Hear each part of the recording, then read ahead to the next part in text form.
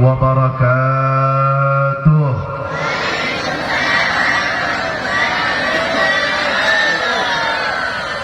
Yang jawab salam kedua kali mudah-mudahan naik haji pergi umrah, dapat ziarah Rasulullah, keluarganya sakinah mawaddah warahmah, selamat dari dunia sampai akhirat, anaknya soleh soleha. Assalamualaikum warahmatullahi wabarakatuh. Waalaikumsalam warahmatullahi wabarakatuh. Yang jawab salam ketiga mudah-mudahan utangnya cepat lunas, amin. Yang belum dapat jodoh yang baik. Assalamualaikum warahmatullahi wabarakatuh.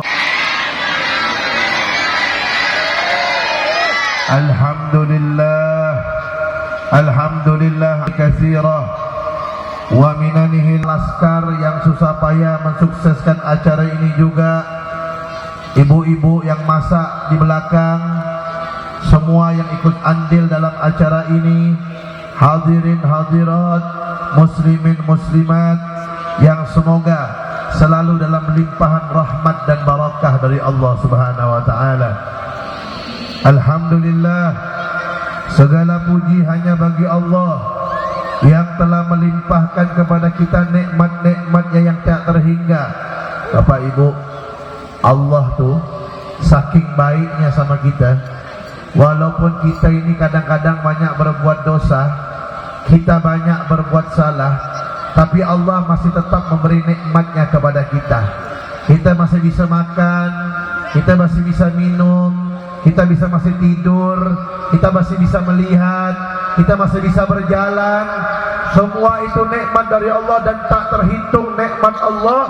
Walaupun kita banyak dosa, tapi Allah tetap melimpahkan nikmatnya kepada kita. Alhamdulillah.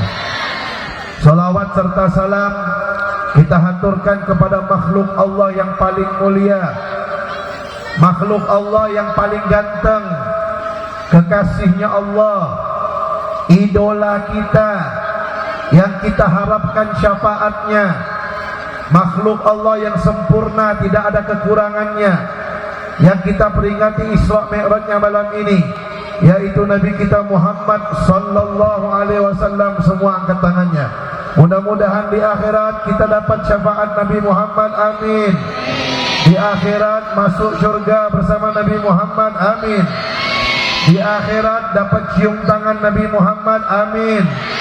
Di akhirat dapat melihat wajah indah Nabi Muhammad, amin ya rabbal alamin.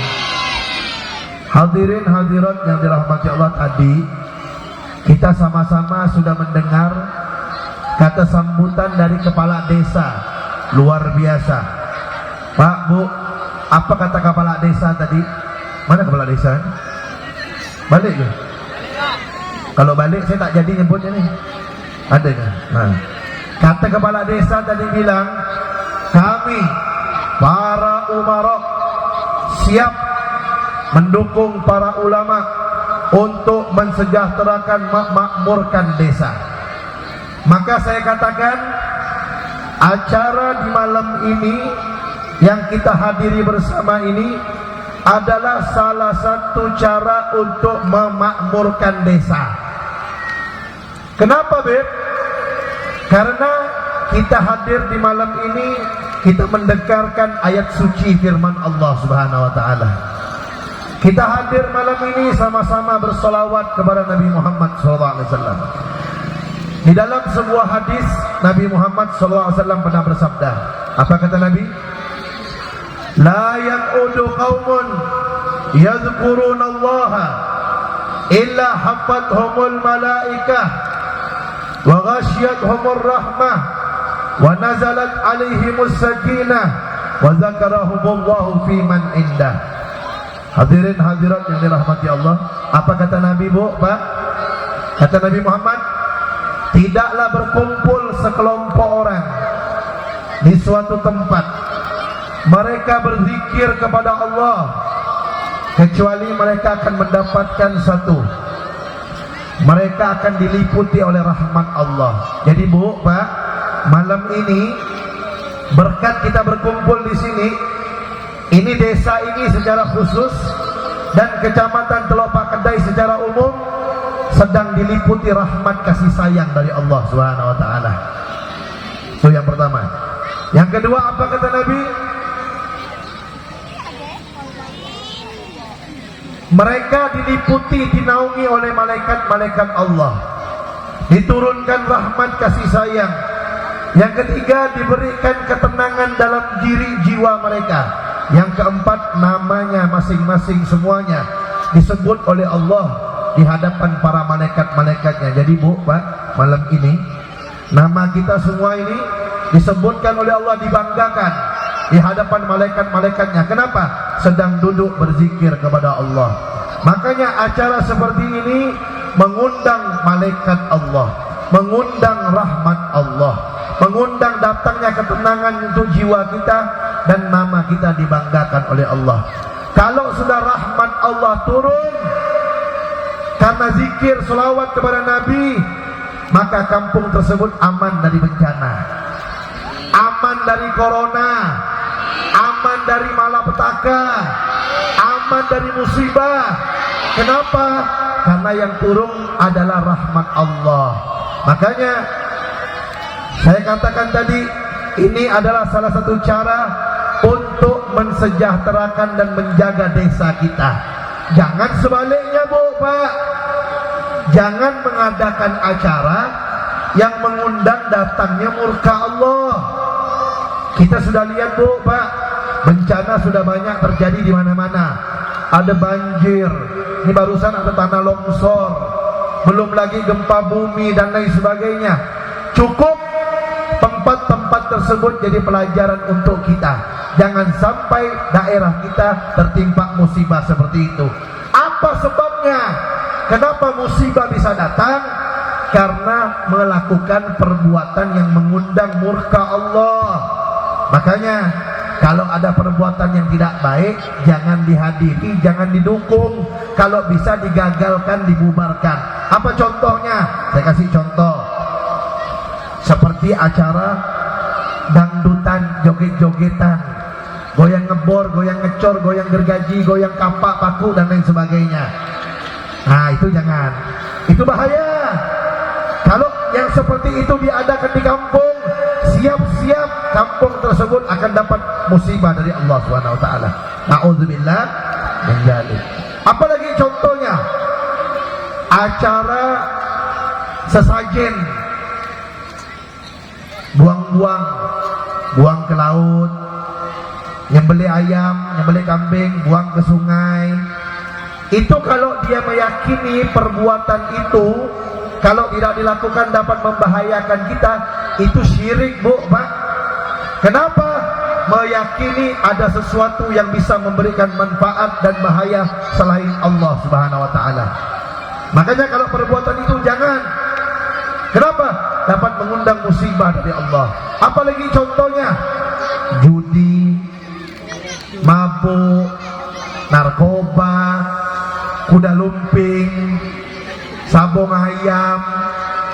Nah, itu hati-hati.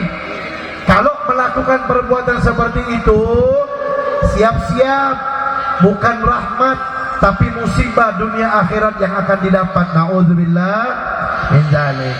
Acara seperti ini dukung, ramaikan, hadiri. Kenapa? Mengundang rahmat dari Allah, menyebabkan ketenangan dunia akhirat, menyebabkan malaikat menaungi kita, nama kita dibanggakan oleh Allah Subhanahu wa taala.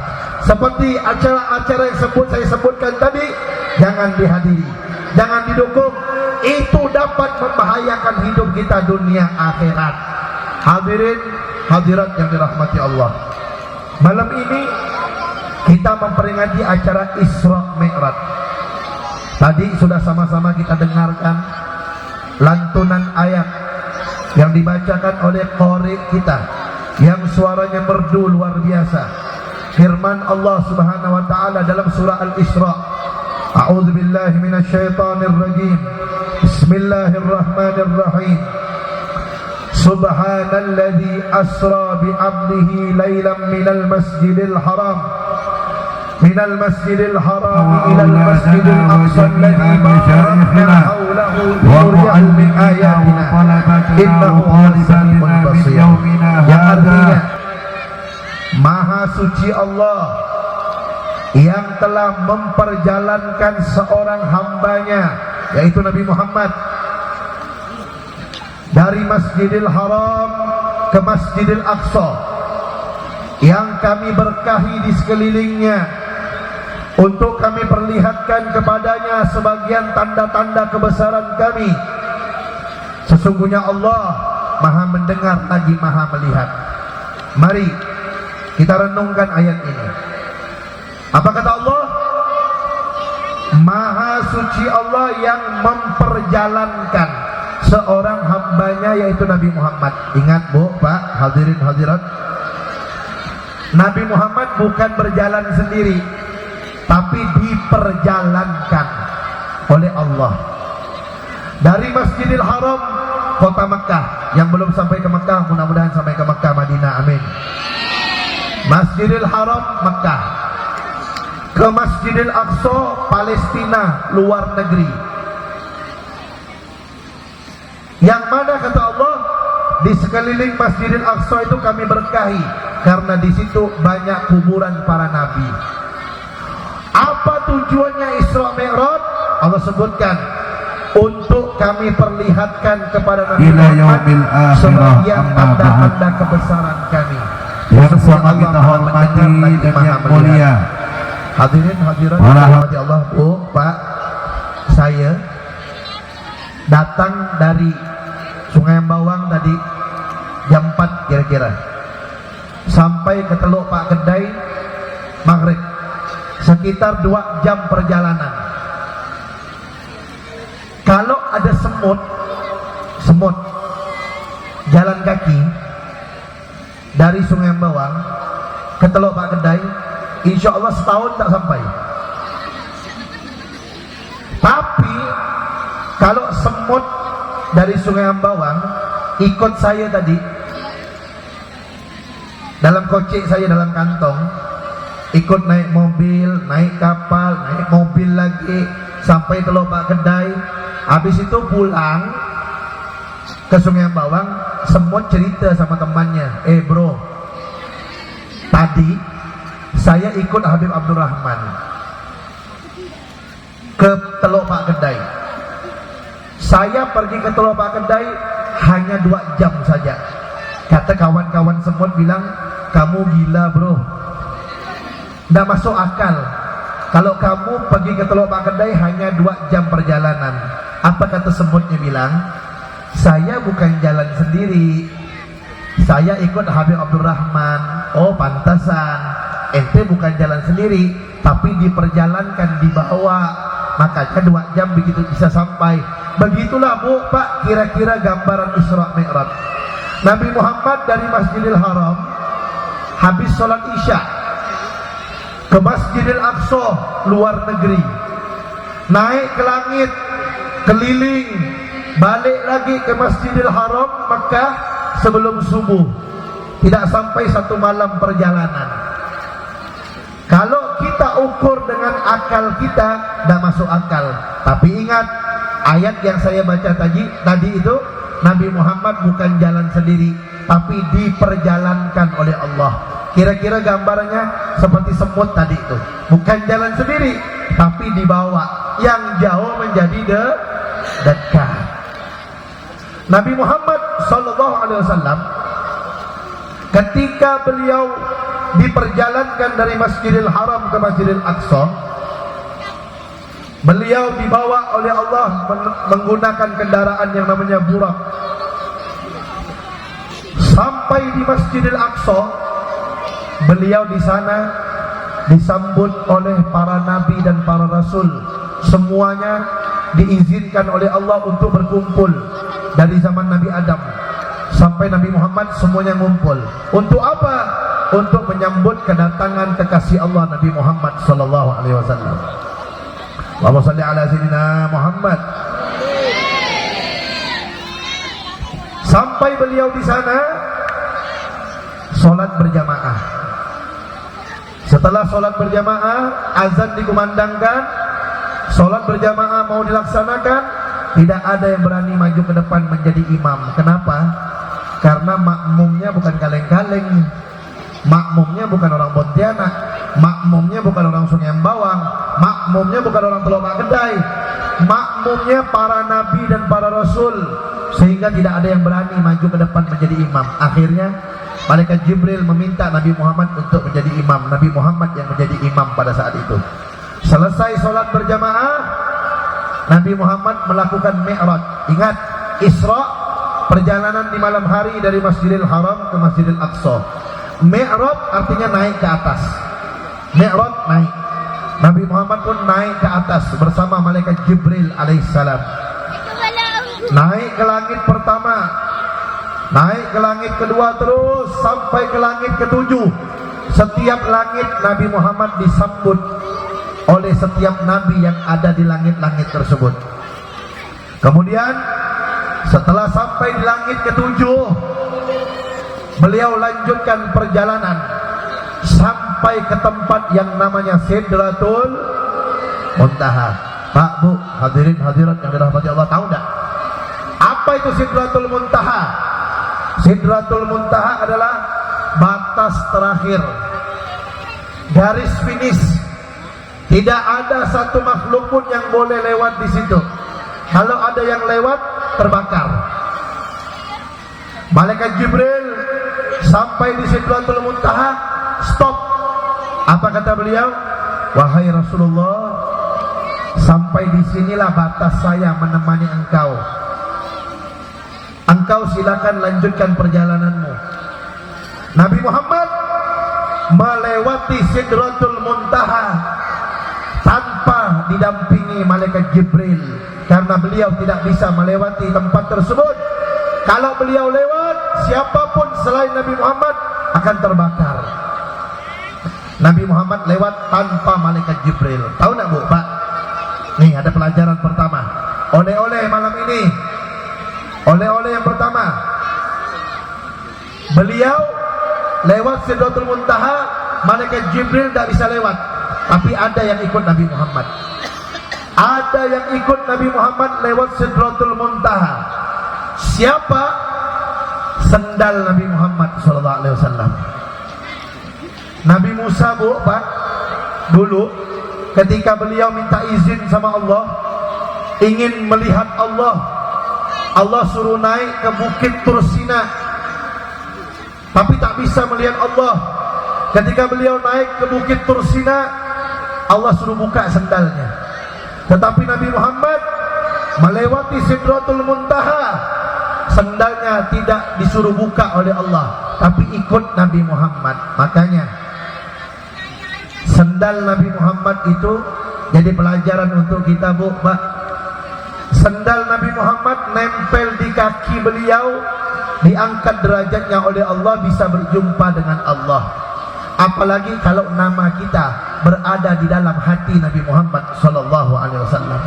Sandal saja nempel di kaki Nabi Muhammad, Allah angkat derajatnya, bisa berjumpa dengan Allah.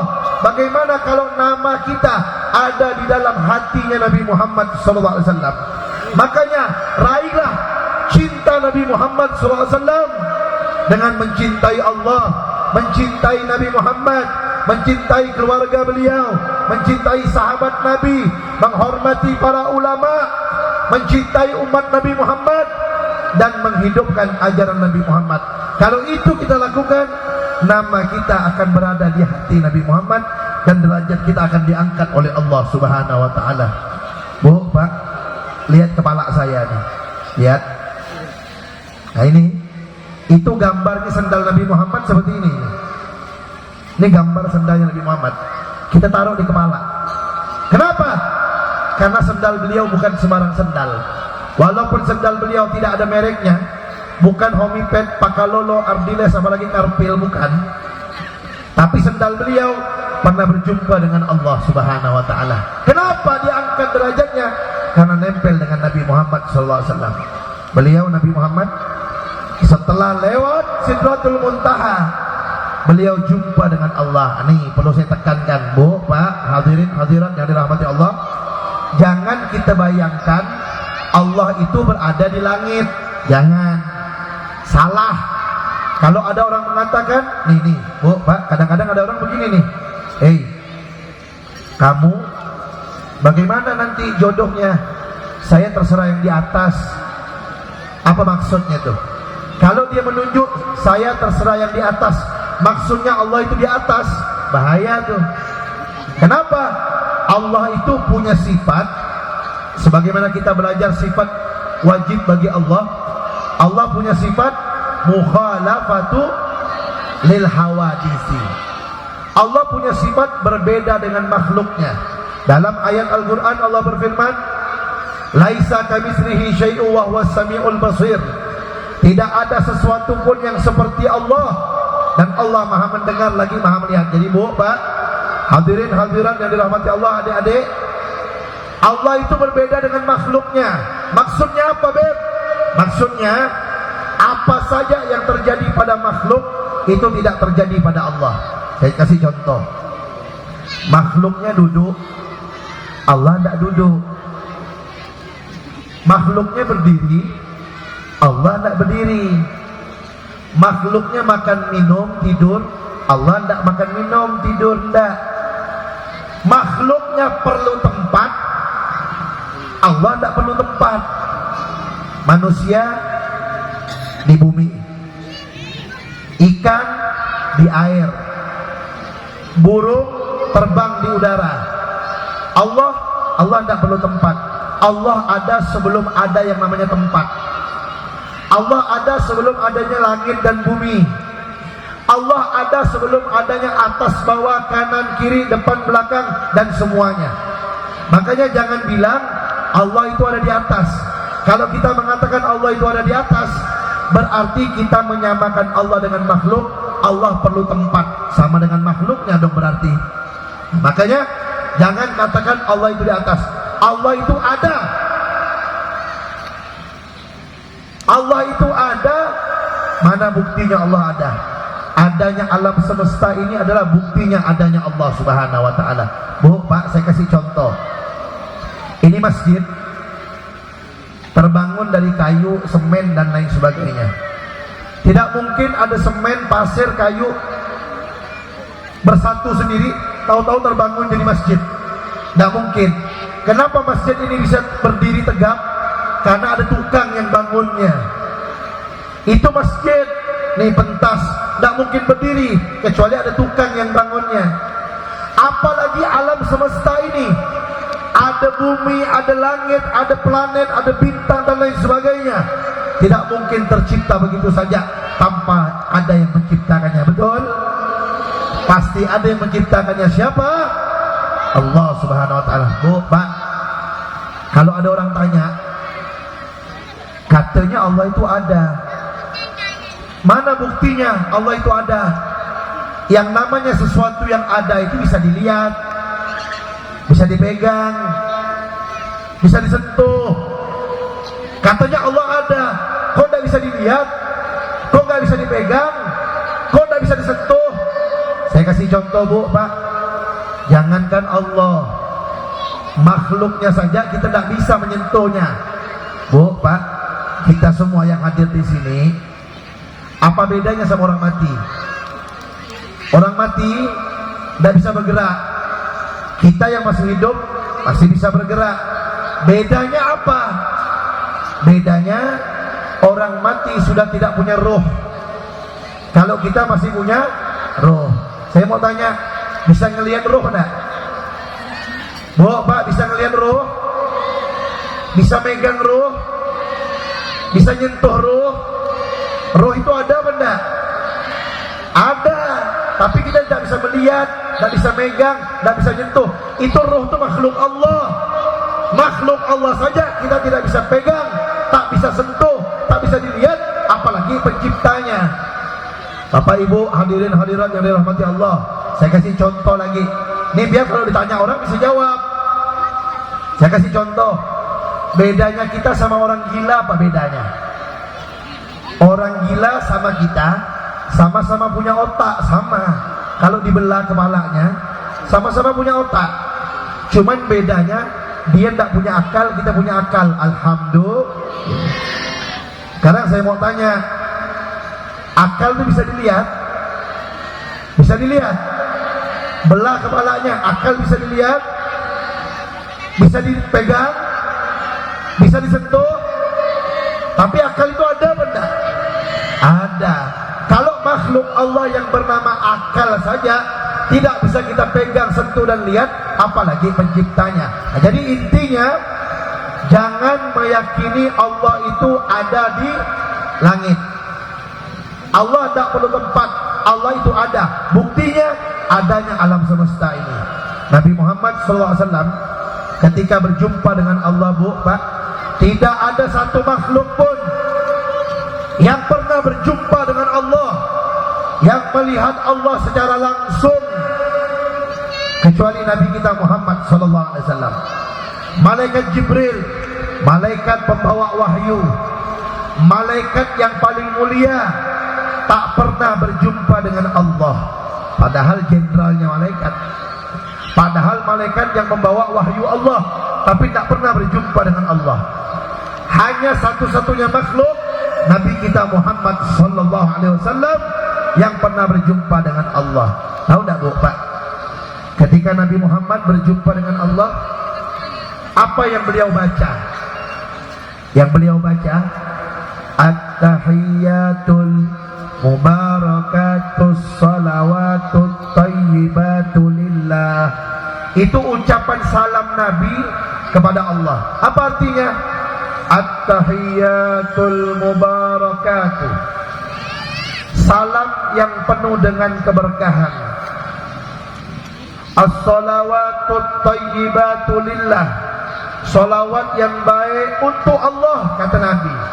Kemudian setelah mengucapkan salam kepada Allah, Nabi Muhammad jawab. Dijawab oleh Allah. Salamnya Nabi dijawab. Apa kata Allah?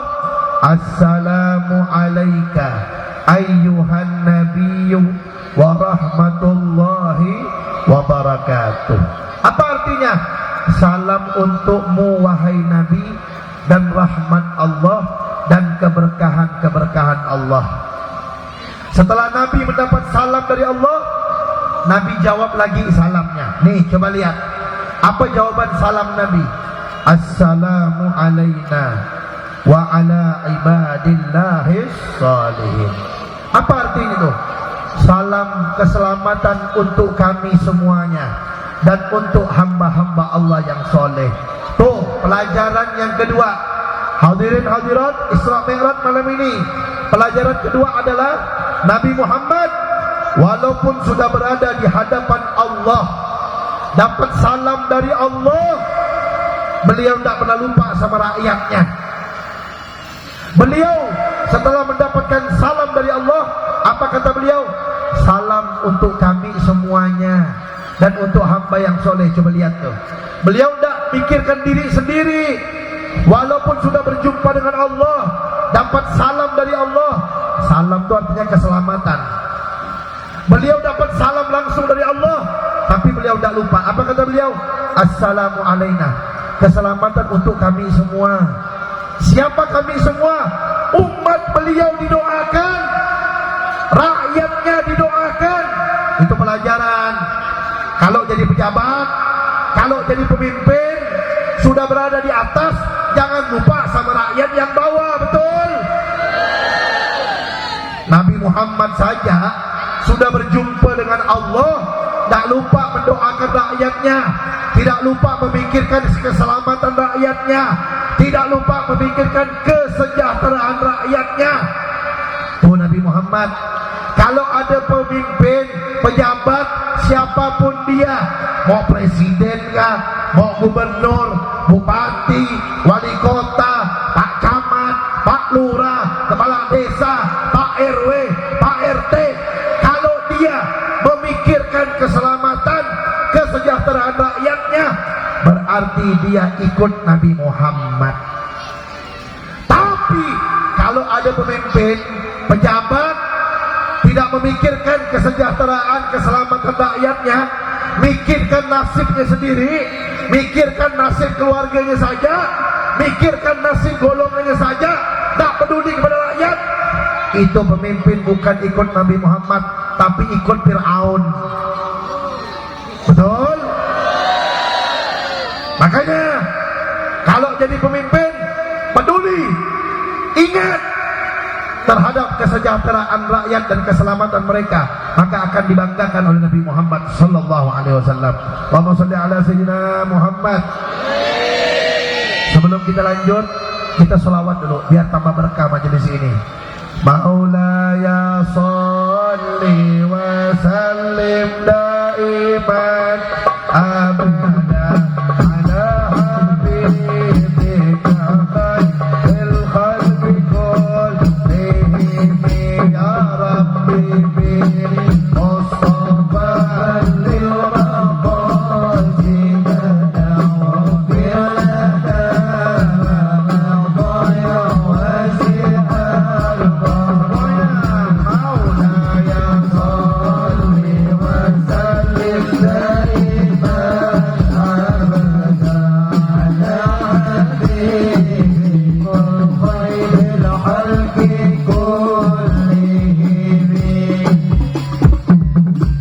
ketika Nabi Muhammad berjumpa dengan Allah, Nabi Muhammad dapat suatu perintah yang lain daripada yang lain.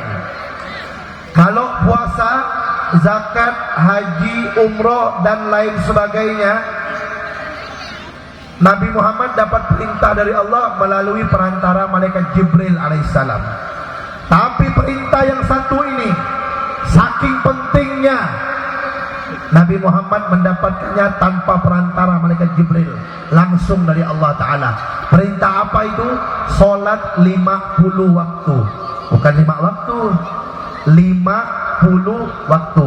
Bukan 50 rakaat, 50 waktu, artinya 50 kali sholat. Nabi Muhammad dapat perintah sholat 50 waktu. Beliau pulang.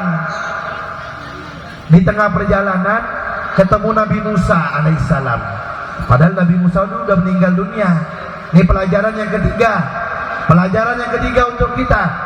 Orang yang meninggal dunia itu masih bisa memberi manfaat untuk orang hidup.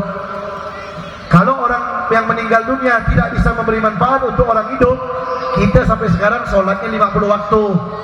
Kenapa kita sholat 5 waktu umat Nabi Muhammad? Karena berkat Nabi Musa. Makanya kalau ziarah ke kuburan orang soleh, Pulau Kedai ada Kiai Haji Ismail Mundu.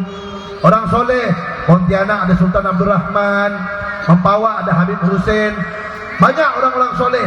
Kita ziarah, bagus. Tapi jangan minta sama kuburan, tak boleh. Minta sama Allah. Ya Allah, saya minta kepadamu berkat orang soleh ini ya Allah, kabulkanlah hajat-hajat saya. Gitu caranya. Mintanya kepada Allah SWT. Nih, Nabi Muhammad ketemu Nabi Musa.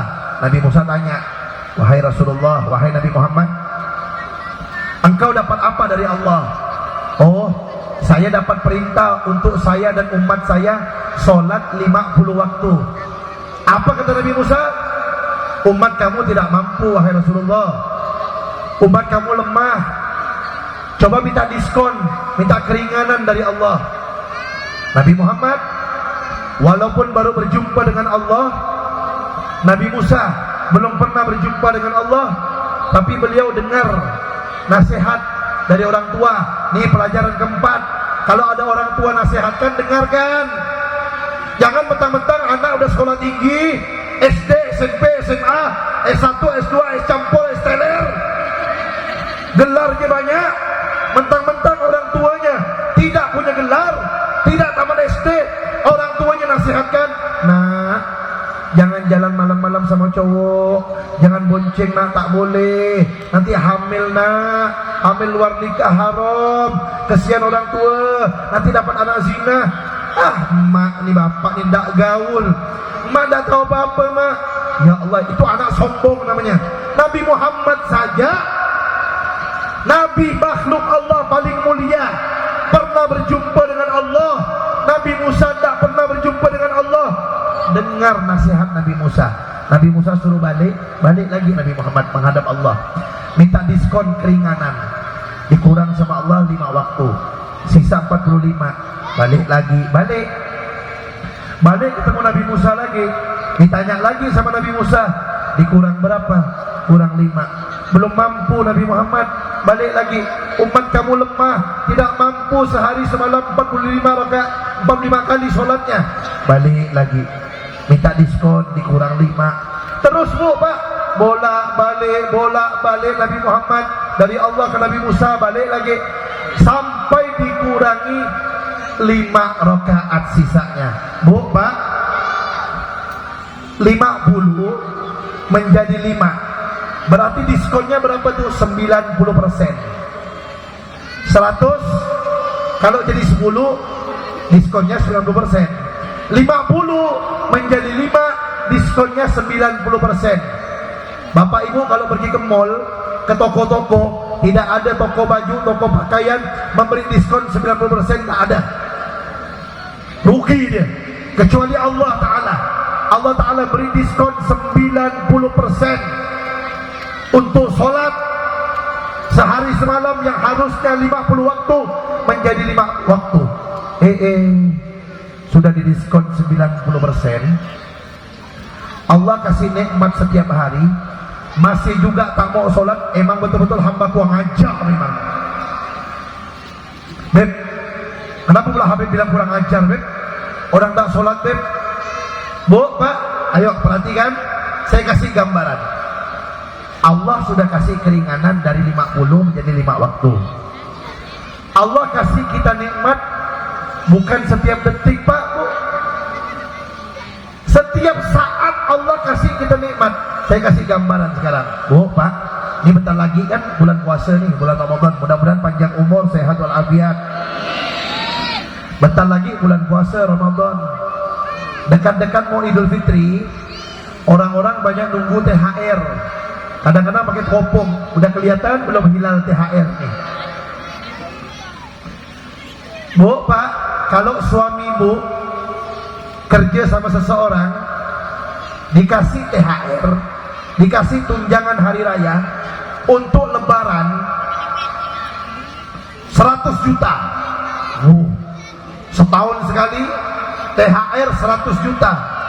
Itu Bu, kalau suami dapat THR 100 juta, horden baru, kursi baru, cat rumah baru, permadani baru, toples kue baru, pokok semua baru.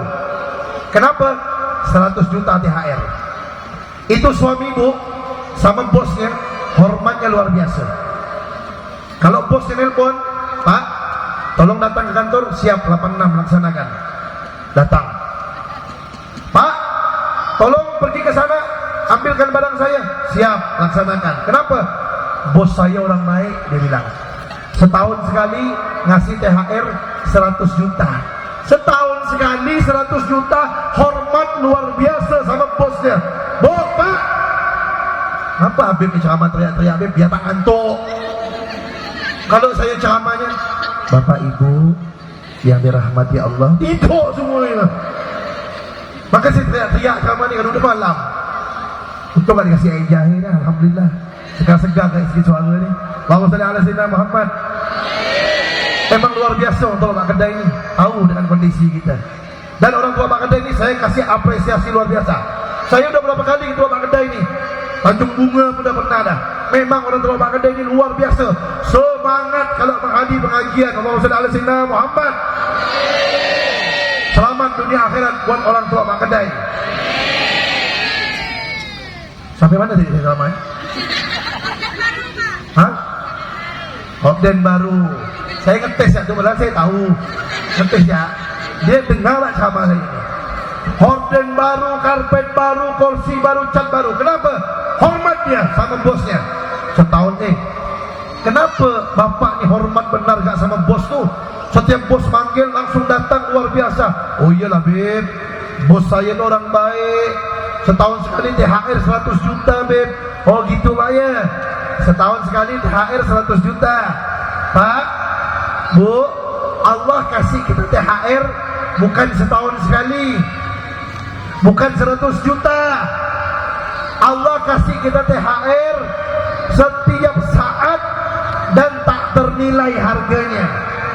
Saya kasih contoh Bu, Pak. Nih kita semua yang hadir di sini, Allah kasih kita mata kan, betul? Allah kasih kita mata. Di mata kita ini ada kelopak matanya.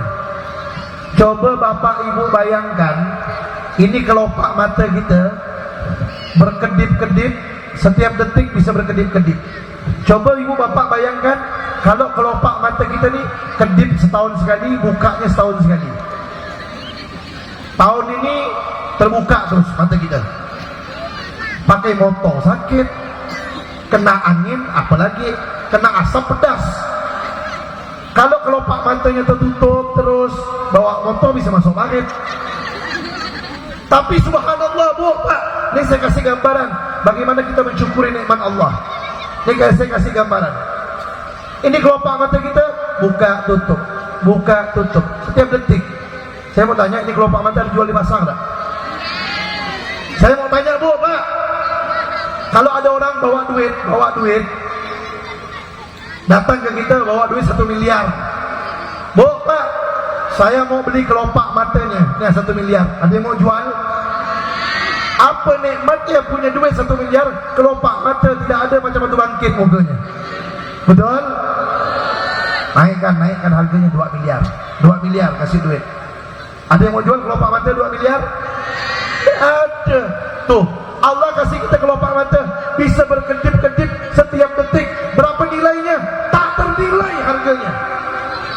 Kalau seorang anak buah saja tadi hormat dengan bosnya ketika dia ngasih duit THR setahun sekali 100 juta, kenapa kita tidak hormat sama Allah?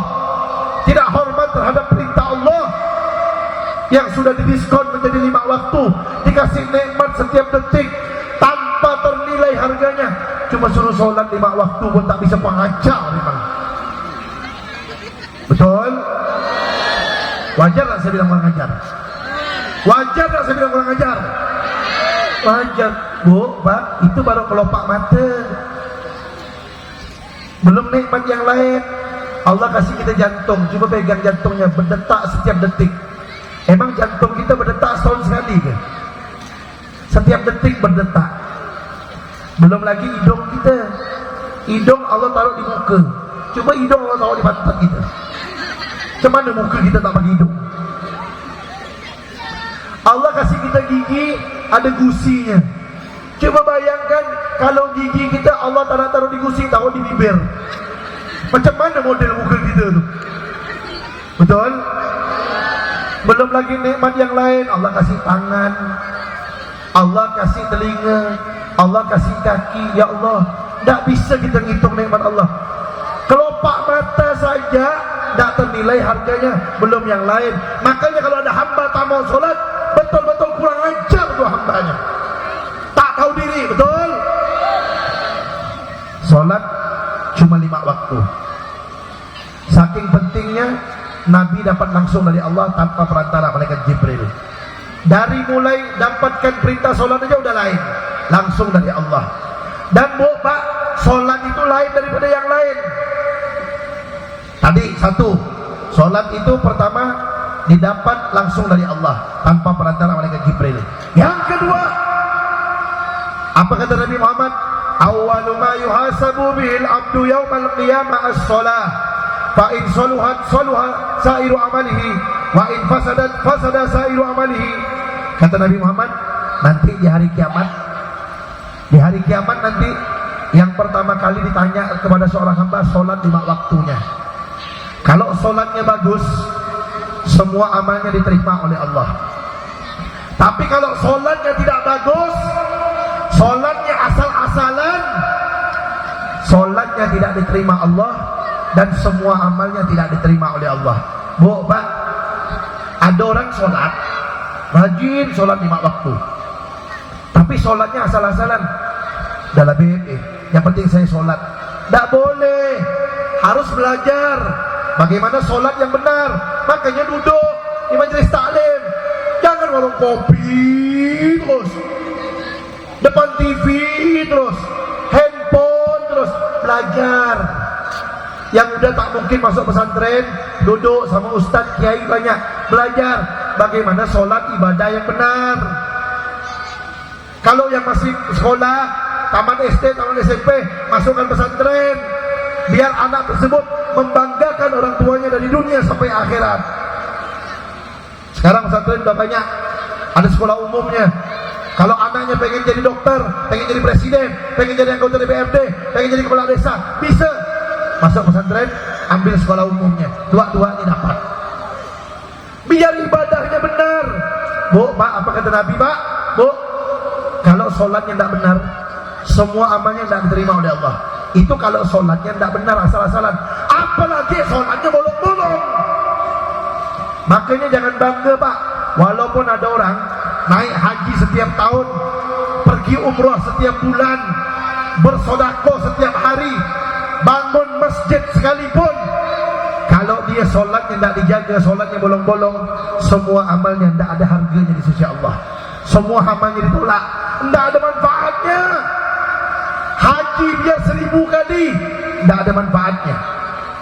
Umrah biar tiap bulan, sedekah biar tiap hari, biar dia bangun masjid yang megah, tidak ada nilainya. Kenapa? Sholat tidak dijaga. Tuh, yang pertama kali ditanya sholat. Itu yang nomor 2. Yang nomor 3, Bu, Pak, kalau puasa Ramadan, ada orang sakit, tidak bisa puasa. Bu, Pak, kenapa tidak puasa? Saya sakit, Beb. Sakit apa? Sakit tipes misalnya. Kalau saya sakit, Beb, bisa mati kalau saya puasa. Atau kalau saya puasa, tambah lama sembuhnya. Atau kalau saya puasa, tambah parah sakitnya. Boleh tidak puasa? Boleh. Kalau orang sakit, boleh tidak puasa? Nanti kalau udah sehat diganti puasanya. Zakat, orang miskin apa yang boleh zakat, kan? Haji umroh belum mampu, tidak wajib. Tapi kalau sholat 5 waktu, tidak ada kata tidak sholat. Selama dia masih punya akal, wajib sholat. Beb, tidak bisa berdiri, Beb, duduk. 1 berdiri, tidak mampu berdiri, duduk. Beb, tidak mampu duduk, Beb. Yang ketiga, miring ke kanan. Ini kiblat, miring kanan gini. Beb, tidak bisa miring kanan, sakit. Nomor 4, telentang, kepalanya diangkat dikit. Sholat pakai kepala, gini sholatnya. Allahu Akbar, Sami Allahu liman hamidah. Allahu Akbar. Sujud, tunduk lagi ke bawah. Beb, tidak bisa, Beb, sholat pakai kepala, kepala sakit. Yang kelima, sholat pakai isyarat mata, matanya besarkan. Allahu Akbar. Ketika ruku, kedipkan dikit matanya, kecilkan dikit. Ketika ruku, Allahu Akbar, Sami Allahu liman hamidah. Sujud, kecilkan dikit, Allahu Akbar. Pakai mata solatnya, sambil baca. Beb, mata sakit, tak bisa dibuka. Yang keenam terakhir, pakai hati. Solat pakai hati. Pakai hati maksudnya gimana, Beb? Rukun-rukunnya dibayangkan dalam hati. Ketika berdiri dibayangkan dalam hati. Ketika ruku, i'tidal, sujud, duduk antara 2 sujud dan seterusnya dibayangkan pakai hati. Beb, pakai hati tak bisa, bungkus. Gitu kalau sholat. Tidak ada kata-kata tak bisa sholat. Beb, tak bisa wudu, diwudukan. Tak boleh kena air, tayamum. Tak bisa bergerak, Beb, ditayamumkan. Tak boleh tak sholat. Makanya, Bu, Pak, hati-hati. Ini biasanya kalau orang masuk rumah sakit, impus, dah tak sholat tuh. Ngapa kau tak sholat? Sakit. Siapa bilang sakit tak boleh sholat? Sholat tetap. Tak bisa, Beb, najis semua. Sholat menghormati waktu, tetap harus sholat. Nanti kalau udah selesai, suci, ganti sholatnya. Harus tetap sholat. Makanya belajar, biar tahu. Duduk sama ustaz, sini ada ustaz, ada kiai, belajar. Udahlah, Beb, nanti ala Beb, kalau saya sembuh, baru saya ganti sholatnya. Ya kalau sembuh, kalau mati Mati suul khotimah bu pak. Meninggal dalam meninggalkan sholat, matinya suul khotimah, masuk nerakanya Allah Subhanahu Wa Taala. Makanya jangan sembarangan meninggalkan sholat. Tahu nggak bu pak? Ketika Nabi Isra Mi'raj, Nabi Muhammad tuh ngelihat ada penghuni neraka, ada penghuni surga. Yang dilihat Nabi adalah ketika Nabi Muhammad melihat neraka, yang di antara yang dilihat Nabi adalah ada sekelompok orang, kepalanya dipukul sama malaikat pakai batu, hancur kepalanya. Habis hancur, dibalikkan lagi, diambil lagi batu sama malaikat, dihancurkan lagi, hancur kepalanya, otak-otaknya keluar. Sakit luar biasa tuh, kepala kita jangankan dihancurkan, otaknya keluar, tergantung ke tiang sakit, binjol, apalagi sampai dihancurkan kepala kita. Nabi Muhammad kesian ngelihatnya. Nabi Muhammad tanya sama malaikat Jibril, wahai malaikat Jibril, siapa mereka yang kepalanya dihancurkan dengan batu oleh malaikat? Apa kata malaikat Jibril? Mereka adalah orang-orang yang waktu di dunia tidak mau sujud alias tidak mau sholat, kepalanya dihancurkan oleh Allah SWT.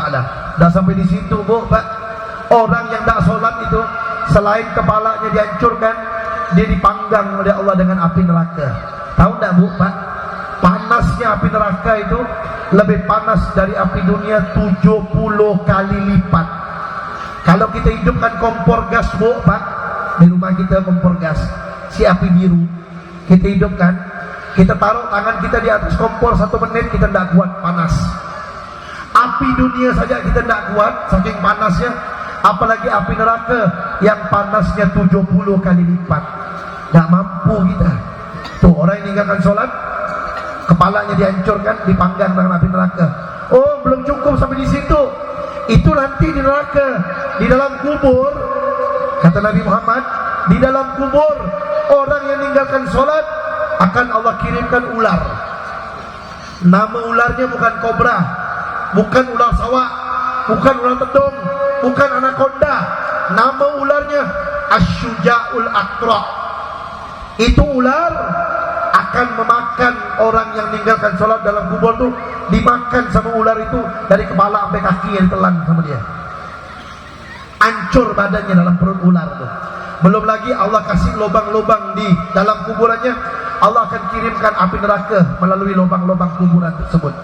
Jadi orang yang meninggalkan sholat di dunia hidupnya tidak ada berkah, matinya suul khatimah, dalam kubur disiksa, dikirim ular, di akhirat dipanggang api neraka, kepalanya dihancurkan oleh Allah Ta'ala. Makanya bu pak, Nabi Muhammad mengajarkan kalau ada anak umur 7 tahun suruh sholat, walaupun dia belum wajib sholat. Kalau dia tidak sholat tidak dosa, cuman orang tuanya kalau tidak nyuruh sholat, orang tuanya yang dosa. Ini mohon maaf nih bu pak, kadang-kadang ada orang tua begini, apalagi sholat subuh. Bu pak, kenapa anak tidak dibangunkan sholat subuh? Kesian beb, dia mau sekolah, nanti dia ngantuk. Ya Allah, itu pendidikan yang salah bu pak. Nabi Muhammad suruh bangunkan, suruh sholat. Kenapa? Biar terbiasa untuk taat kepada Allah dari kecil. Kalau anak umur 10 tahun tidak mau sholat, pukul kata Nabi. Tapi jangan pakai kayu 88 mukulnya, nyuluh budak tu. Anak kalau umur 10 tahun tidak sholat kata Nabi, pukul, cubit, sentel telinganya. Itu ajaran Nabi Muhammad. Biar terbiasa dengan ajaran Allah, taat kepada Allah. Nah bu pak, kalau ada suami payah bangun sholat, tapi tak, insya Allah yang suami-suami di sini ini orang-orang soleh semuanya. Kalau ada, mulai besok suaminya payah bangun sholat, cara bangunkannya pertama bu pak, lus-lus buat pipinya, panggillah dia sayang, panggil sayang lah. Jangan pengantin baru sayang, pengantin lama hoi hoi hoi. Jangan, mau pengantin baru, pengantin lama tetap sayang. Pegang elus-elus pipinya, sayang, bangun sholat sayang. Kalau udah dilus-elus pipinya, pada juga mau bangun, cara yang kedua, goyang sedikit badannya, goyang, goyang, bangunkan sholat. Sayang bangun, goyangkan, sholat. Udah azan masjid, belum mau bangun juga. Yang ketiga, ambil air, pocekkan mukanya, nada naikkan sedikit. Sayang, sholat. Masih juga tak mau bangun. Yang keempat, tarikkan tangannya. Bangun, sholat. Kalau dia bilang, dek, adik ini semenjak dengar ceramah Habib Abdurrahman apa jadi kasar sama suami ini? Bilang sama dia, sayangku, saya bukan kasar sama abang, justru saya sayang sama abang. Karena tadi abang tuh sedang berada di pinggir jurang api neraka bang. Abang mau masuk neraka, saya tarikkan, saya selamatkan abang agar masuk surga sama adik bang. Begitu caranya bu. Saya kasih gambaran bu, pak, saya kasih gambaran. Contoh, suami bu pergi ke Pontianak, naik ke gedung tingkat 10, mau terjun ke bawah. Apa yang ibu lakukan? Pilihan pertama, tolakkan dia. Pilihan kedua, selamatkan dia. Pilihan ketiga, biarkan dia. Kalau ibu sayang sama suami, pasti ibu tarikkan tangannya. Kan gitu, bang, jangan loncat bang. Abang kalau loncat, abang mati. Saya jadi janda bang, anak-anak jadi anak yatim. Pasti ibu tarik tangannya kan. Kalau ibu tak sayang, dah bang, mati-mati lah usaha nak bang. Kan gitu kalau tak sayang. Tapi apa ibu lakukan? Ibu tarik tangannya, ibu tak biarkan dia. Begitulah bu gambarannya bu. Kalau suami ibu tidak mau sholat, ibu biarkan, berarti sama ibu bilang, dah bang, aku mati-mati lah bang, insya Allah neraka lah bang. Sama tu bu. Apalagi kalau suami ibu tak bangun sholat, ibu bilang, udahlah bang, tidur ya bang, tak apa-apa bang, tidur ya, besok abang cari duit banyak-banyak bang, ini abang tidur biar segar mata abang, besok cari duit. Itu sama, ibu nolak dia, kau masuk neraka jahanam sana bang. Sama tu bu. Sama ibu nyuruh laki ibu masuk nerakanya Allah SWT. Makanya kalau sayang, tarik tangan suaminya biar melaksanakan sholat. Nah, ini laki-laki nih, pak, bu. Nabi Muhammad pernah bersabda begini, nih perhatikan, khususnya laki-laki, lebih khusus lagi pengurus masjid.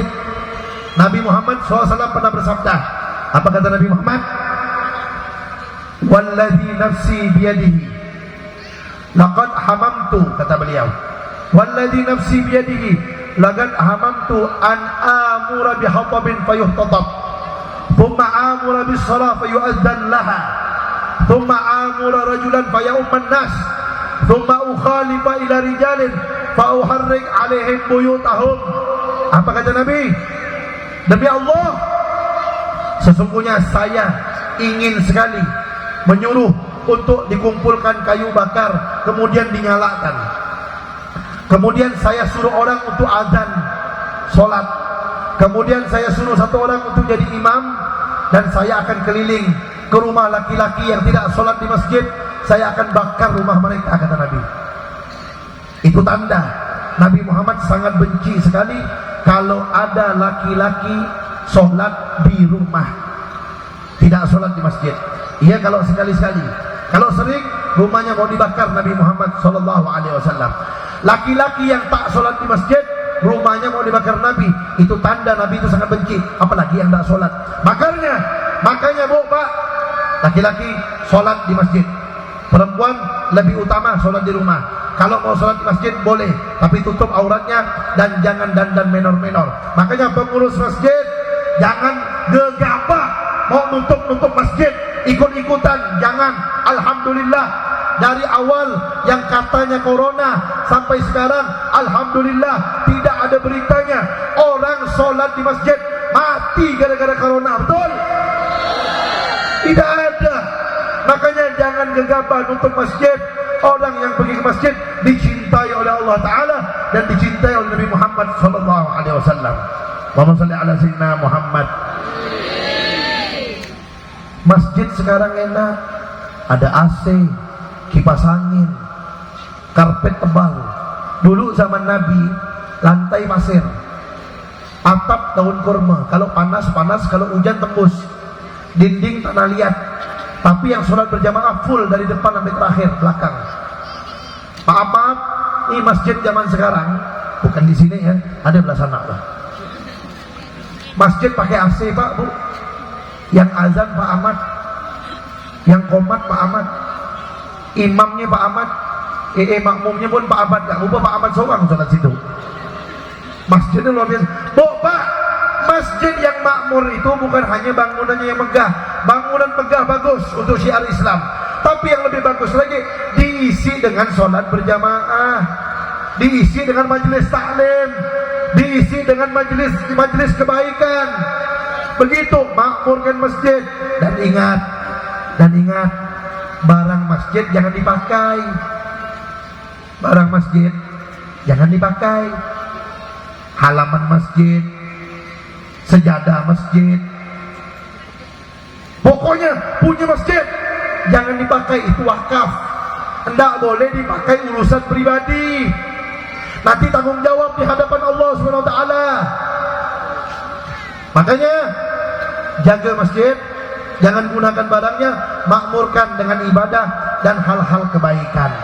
Kemudian Bapak Ibu yang dirahmati Allah, tidak kalah pentingnya, ketika Nabi Muhammad Isra Mi'raj, Nabi Muhammad juga melihat di neraka itu paling banyak penghuninya perempuan. Bukan saya yang ngomong, Nabi Muhammad. Anda boleh cemberut lah bukan perempuannya. Saya ceramah udah 1 jam tadi, pas 1 jam. Tadi saya ceramah 2126, ini 2226. Lanjut. Di neraka kata Nabi paling banyak perempuan. Ketika Isra Mi'raj, Nabi Muhammad nengok, banyak perempuan kata Nabi. Apa sebabnya? Kan tentu ada sebabnya. Saya kasih tahu sebabnya. Di antara sebab, biar ibu-ibu yang hadir di sini tidak masuk neraka. Di antara sebab kata Nabi Muhammad, kenapa perempuan menjadi penghuni terbanyak neraka? Di antara sebabnya satu, perempuan susah jaga mulutnya. Suka ngadu domba orang, suka ngomongkan kejelekan orang, suka ngegosip, suka fitnah. Tapi bukan perempuan sini, perempuan belah sana. Yang sini soleha semuanya, calon penghuni surga, amin. Susah jaga mulut. Tetangga beli kulkas, mulut dia berdepel. Tetangga naikkan motor baru, dada dia sesak. Tapi perempuan belah sana, Bu ya, saya tak ada nyinggung perempuan belah sini. Yang kedua, apa sebabnya perempuan menjadi penghuni neraka terbanyak? Yang kedua sebabnya adalah dia cepat melupakan kebaikan suaminya. Suaminya tiap hari ngasih duit belanja, belikan dia baju, belikan dia peralatan rumah tangga, baik sama dia.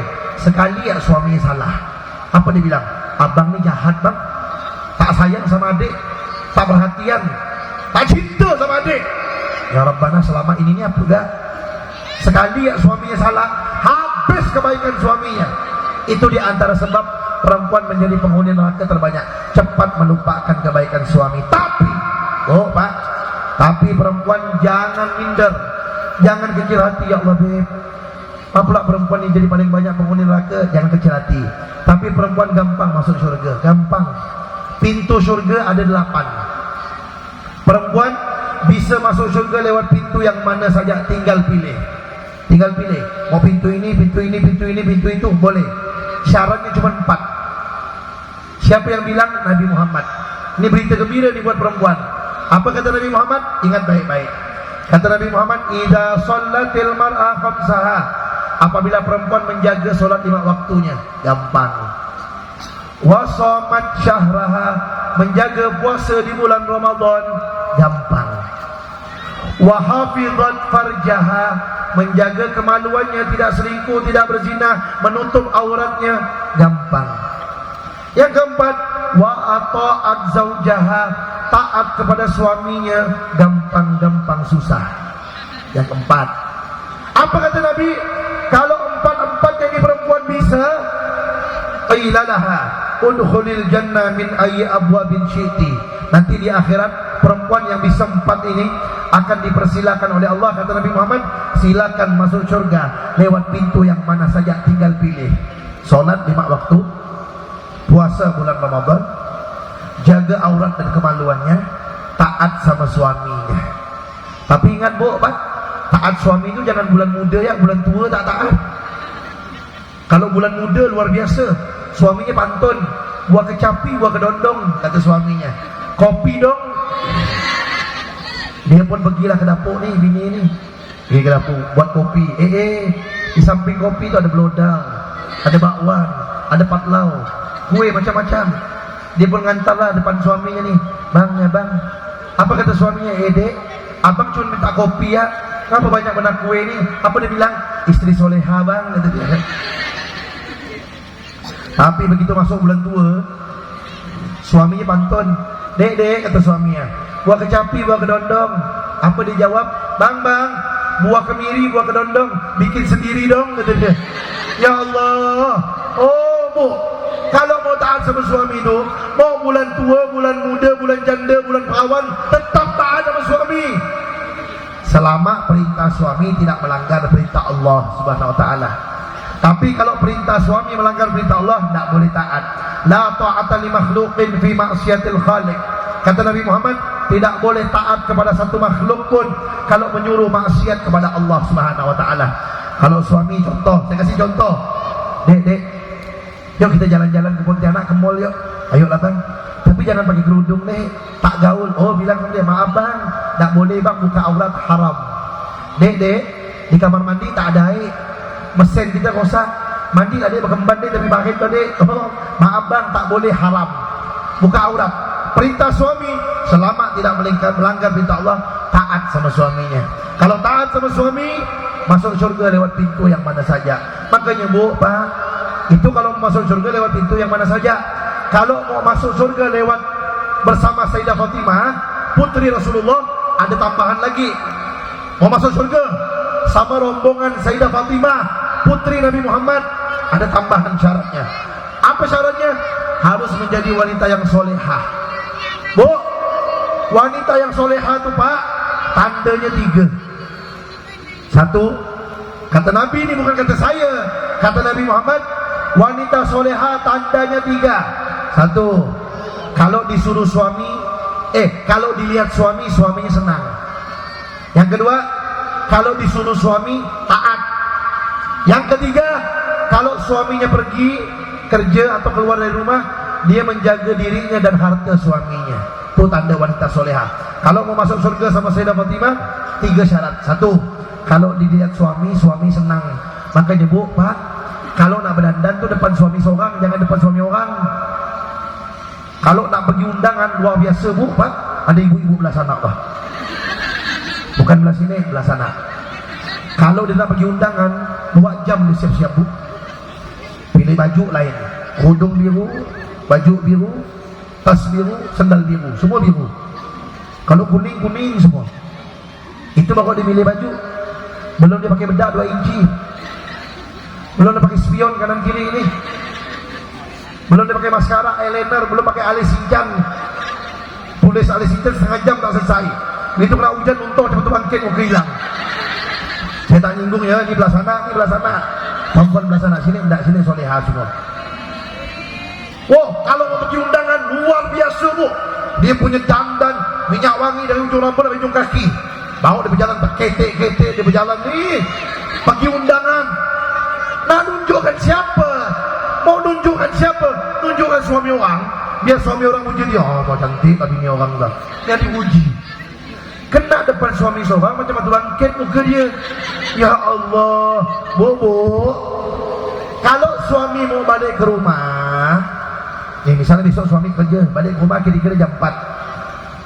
Suami itu balik ke rumah bu, perut lapar, badan letih, kepala pusing, apalagi ada hutang bening kepala, duit tak ada. Assalamualaikum kata suaminya.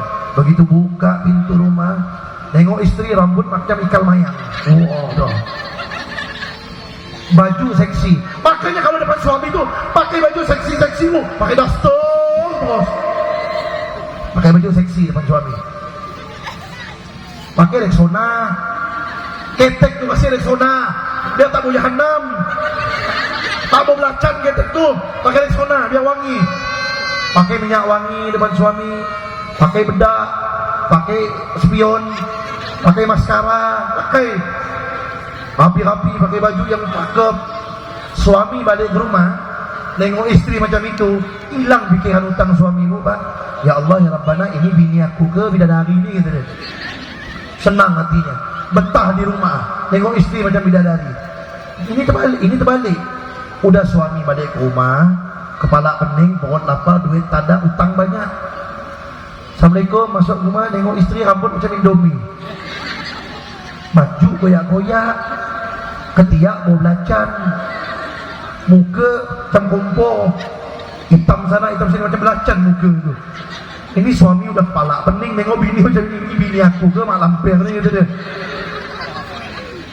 Makanya bapak, kalau mau berhias bersoleh depan suami sendiri, suami senang, Allah senang. Suami senang, ibu jadi wanita solehah. Itu yang pertama, tanda wanita solehah. Yang kedua, kalau disuruh suami taat.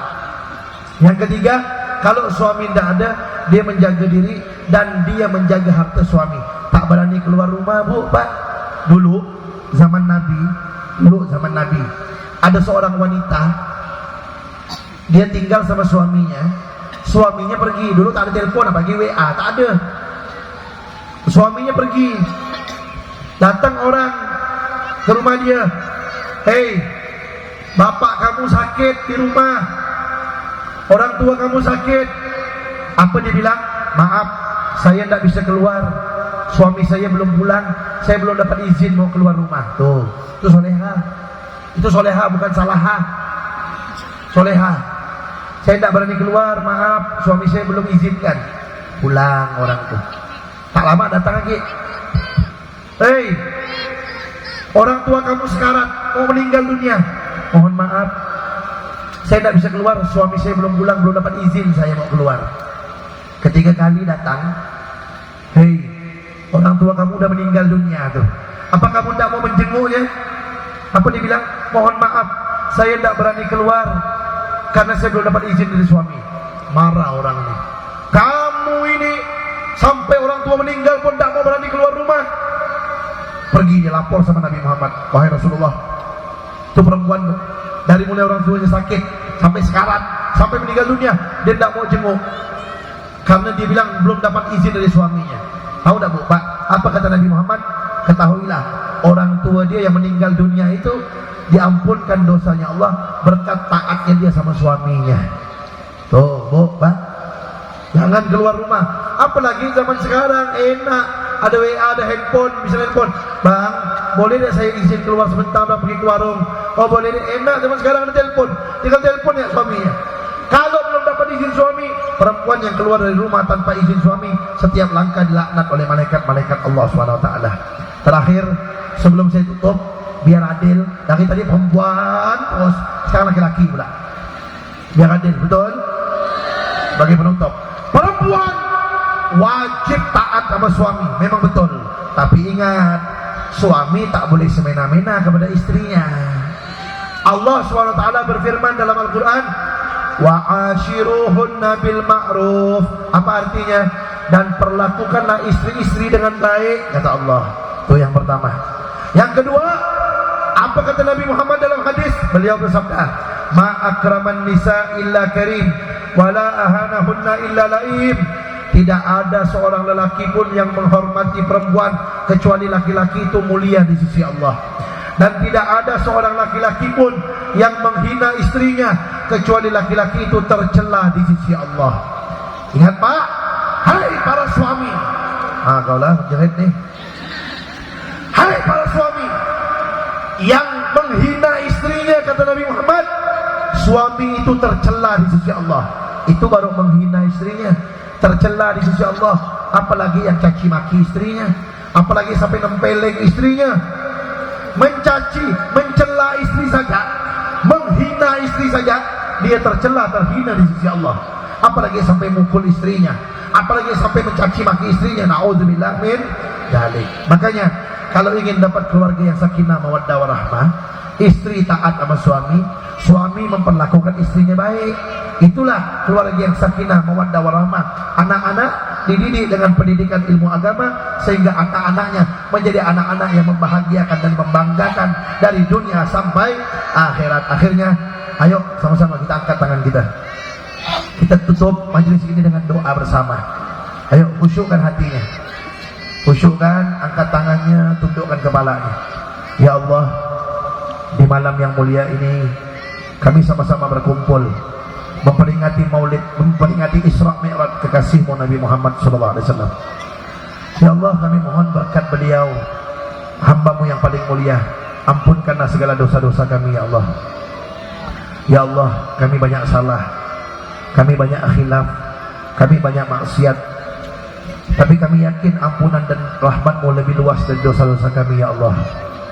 Ya Allah, ampunkan juga dosa kedua orang tua kami yang telah membesarkan kami, yang telah mendidik kami, yang telah banyak berkorban untuk kami. Ya Allah, ibu kami ya Allah, ibu kami yang melahirkan kami dengan susah payah, meregang nyawa ketika mengeluarkan kami, tidak tidur malam ketika kami menangis, capek menyusukan kami, tidak jijik mencebokkan kotoran kami, susah payah membesarkan kami. Ampunkan dosa ibu kami ya Allah, angkat derajatnya ya Allah, maafkan kesalahannya ya Allah. Ayah kami yang susah payah mencari nafkah untuk membesarkan kami, susah payah mencari nafkah untuk menyekolahkan kami, susah payah mencari nafkah untuk memberi makan kami. Ampunkan dosa ayah kami ya Allah, angkat derajatnya ya Allah. Ampunkan juga dosa guru-guru kami, anak istri dan keluarga kami, dan dosa kaum muslimin, muslimat, mukminin, mukminat ya Allah. Di antara orang tua kami ada yang sudah meninggal dunia ya Allah, sekarang mereka berada di alam kubur. Kami mohon luaskanlah kuburan orang tua kami, lapangkan kuburannya, terangi kuburannya, jadikan kuburan mereka taman dari taman surga ya Allah. Jangan siksa mereka, sayangi mereka, karena Engkau maha pengasih, maha penyayang ya Allah. Panjangkan umur kami, orang tua kami yang masih hidup, guru-guru kami, anak istri dan keluarga kami, serta orang-orang yang kami sayangi ya Allah. Panjangkan umur kami dan mereka dalam keadaan sehat walafiat, taat ibadah kepadamu, dalam ridho dan keberkahan-Mu. Yang sakit sembuhkanlah ya Allah, berkat Nabi Muhammad SAW. Ya Allah, jadikan anak keturunan kami, murid-murid kami, anak-anak yang soleh solehah, yang taat kepadamu, yang membanggakan Nabi Muhammad, yang membahagiakan, menyenangkan, menggembirakan orang tuanya dari dunia sampai akhirat. Jauhkan mereka ya Allah, jauhkan kami dan mereka daripada macam-macam perbuatan yang tidak baik, dari narkoba, minuman keras, perjudian, perzinahan, dan perbuatan yang tidak Engkau ridhoi ya Allah. Ya Allah, berkahilah Indonesia dan rakyat Indonesia, selamatkan Indonesia dan rakyat Indonesia. Ya Allah, jadikanlah pemimpin pejabat aparat yang ada di Indonesia ini pemimpin pejabat aparat yang baik, yang adil, yang cinta rakyat, cinta Indonesia, cinta Islam, cinta dan hormat kepada para ulama ya Allah. Ya Allah, kami yakin kami pasti meninggal dunia. Apabila tiba ajal kami, tinggal rumah kami ya Allah, tinggal investasi kami, tinggal semua yang kami miliki, bahkan tinggal keluarga kami ya Allah. Ya Allah, apabila tiba waktunya kami kembali kepadamu, cabut nyawa ini dalam keadaan husnul khatimah ya Allah biha, ya Allah biha, ya Allah bi husnul khatimah. Kumpulkan kami bersama Nabi Muhammad ya Allah. Izinkan kami cium tangan Nabi Muhammad, izinkan kami melihat wajah indah Nabi Muhammad. Rabbana atina fid dunya hasanah wa fil akhirati hasanah wa qina adzabannar.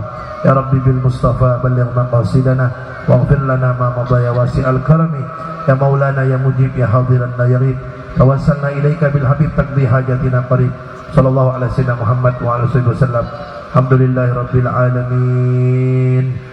Astaghfirullah Rabbal baraya, astaghfirullah minal khataya, astaghfirullah Rabbal baraya, astaghfirullah minal khataya, astaghfirullah Rabbal baraya, astaghfirullah minal khataya. Terima kasih atas segala perhatian. Mohon maaf atas segala kekurangan. Usikum wa nafsi taqwallah. Hadani Allah wa iyyakum ila shiratal mustaqim. Billahi taufiq wal hidayah. Assalamualaikum warahmatullahi wabarakatuh.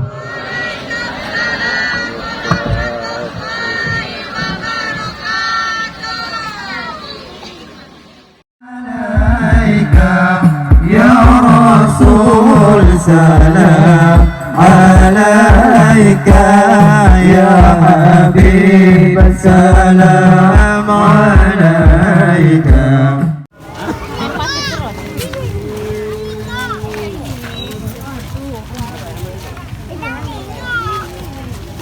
كل القلوب إلى الحبيب ومعي بهذا شاهد ودليل أما الدليل